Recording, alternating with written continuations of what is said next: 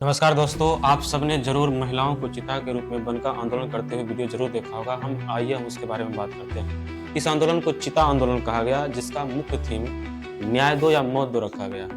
इस आंदोलन का जो मुख्य केंद्र देखा गया कि मध्य प्रदेश के छतरपुर और पन्ना जिला में, जहां सरकार का राष्ट्रव्यापी आंदोलन केन बेतवा लिंक परियोजना, नदी जोड़ो परियोजना जिसे कहा जाता है, उसके कारण वहां के आदिवासी के जो जमीन थे उस पर संकट उत्पन्न हो गया है, जिसके कारण खास करके महिलाएं, बच्चे और पुरुष भी उसमें आंदोलन में शामिल हुए हैं, जिसमें उनका जो है जमीन, कृषि योग्य भूमि और घर उस बांध के कारण डूबने की आशंका है, जिसके कारण वे सभी इस मांग को लेकर के सभी एकत्रित हुए हैं। इस आंदोलन का विरोध जो है महिलाएं जो केन नदी के में खड़े होकर के फंदे पर लटक कर विरोध कहीं कर रही है, कई महिलाएं घास फूस पर या लकड़ी पर लेट करके चिता के रूप में बनकर आंदोलन कर रही है। सरकार के पास वो अपना मैसेज पहुंचाना चाहती है कि हम पर संकट उत्पन्न हो गया, हमारी समस्याओं का समाधान किया जाए।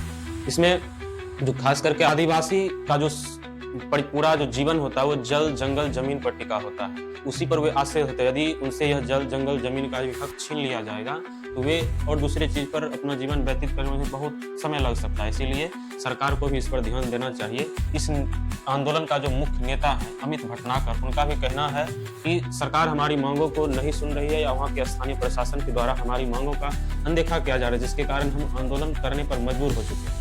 इसलिए यह आंदोलन मुख्य रूप से शुरू की गई थी 5 अप्रैल 2026 को, और कुछ सशर्त यह आंदोलन अभी 10 दिनों के लिए स्थगित हुआ है।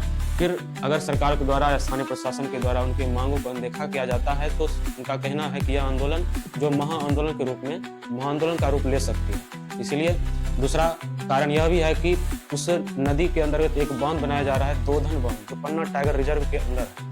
उसके कारण वहाँ के जो बाघ के वाइल्ड लाइफ है उस पर भी प्रभाव पड़ा है। सरकार कितने सालों से उस बाघ के प्रजनन, वहाँ के जो उनकी वाइल्ड लाइफ है उन पर कितना सरकार रुपया खर्च किए कि उसका प्रजनन, उसकी संख्या बढ़े, परंतु उस बांध बनने के कारण उनके पूरा वाइल्ड लाइफ पर बहुत गहरा प्रभाव पड़ सकता है। कई वहाँ के जो प्रोटेक्टर हैं उसका भी मानना है कि उनके आवास पर बहुत गहरा क्षति पड़ सकता है। इसीलिए सरकार को इन सभी बातों पर ध्यान देना चाहिए और जो भी उनकी मांग है उनको सुन करके उनका समाधान करना चाहिए। इस जो आंदोलन है इसको उतना महाआंदोलन का रूप नहीं लेने देना चाहिए। आप सबों की क्या राय है कमेंट में जरूर बताएं। जय हिंद, जय भारत।